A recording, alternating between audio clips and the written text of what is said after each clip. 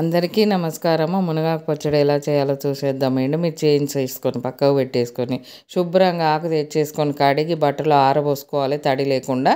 ఇలా ఆయిల్లో వేసేసి మనం కొంచెం వేగిన తర్వాత సాల్ట్ చల్లి పెట్టేసుకోవాలి. సాల్ట్ చల్లినాక చిన్న మంట మీదనే వేయించాలి. ఇవన్నీ పొడి కారం పొడి రెడీ అయ్యే వరకు అన్నీ చిన్న మంటే.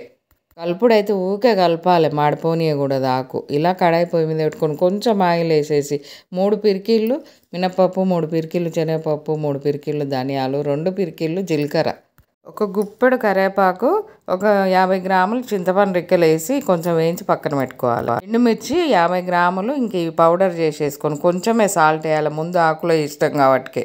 వేయించిన మునగాకు అయితే 100 గ్రాములు కరెక్ట్ సరిపోతుంది, మంచి టేస్ట్ వస్తుంది. దీంట్లోకి అయితే ముందు ఎల్లిపాయలు వేసి తిప్పకూడదు, ఇలా పక్కన దంచి వేసుకొని కొంచెం కలిపి ఒకసారి ఆన్ చేసి ఆఫ్ చేస్తే ఇలా పొడి పొడిగా రెడీ అయిపోతుంది మునగాకు కారం పొడి.